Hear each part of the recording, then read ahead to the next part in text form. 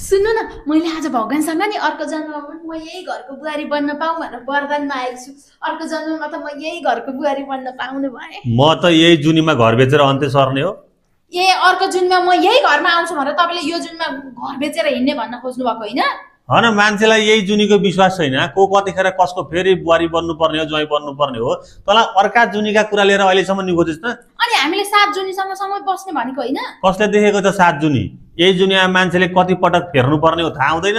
7 जुनिया कुरा गर्छस्। मान्छेको समयले, अवस्थाले, तकदिरले मान्छेलाई कहाँ लगेर कतिखेर कुन मोडमा कुन रूप लिन्छ 7 जुनियाले नचाहिँदो कुरा गर्छ।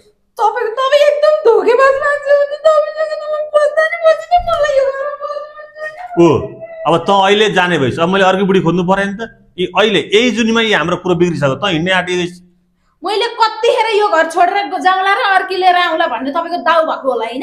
हेर्दै जानु। तपाईँले अर्की ल्याउनु भयो भने म पनि अर्कोसँग गइन्छ नि, थाहा पाउनुहुन्छ। अर्कोसँग जाने भयो। अब मैले अर्को त खोज्नु पर्यो। गाह्रो छ क्या। सम्बन्ध टिकाउन, सम्बन्ध निभाउनु ठुलो कुरो छ यहाँनिर। कुरो बुझिस्? यो जुनी अर्को जुनी भन्ने कुरो होइन। यही जुनीमा यदि राम्रोसँग सम्बन्ध निभाउने भाग्यको कुरा हो। तपाईँलाई मैले के दुःख दिएको छु? तपाईँलाई किन मधेर भएको मलाई भन्नु?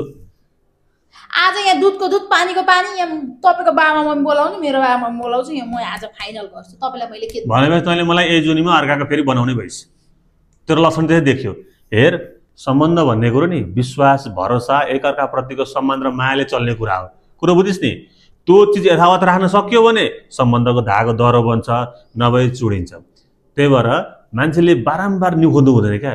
जिन्दगीमा कतिपय कुराहरू सम्झौता गर्नुपर्छ, कतिपय कुराहरू एकअर्कामा मिलेर अगाडि बढ्नुपर्ने हुन्छ। कुरो बुझिस् तैँले? अर्का जुनी कुरो लिएर न्यु नखोज्न। यही जुनी चाहिँ तपाईँले राम्रोसँग भूमिका बाँध्नु यहाँ। त यही जुनी राम्रो बना न। अर्को जुनी चाहियो उसलाई। अर्को जुनी तपाईँलाई चाहिँ म चाहिएन। फेरि चाहियो मलाई अर्को जुनी पनि तैँ चाहियो। हो तैँ चाहियो। भयो भयो नि? तैँ चाहियो भयो नि? ल जा। यही जुनीमा कतिखेर बर्बाद हुने हो थाहा छैन। यही जुनीमा कतिखेर अर्को जुनीको होला फिक्री छ।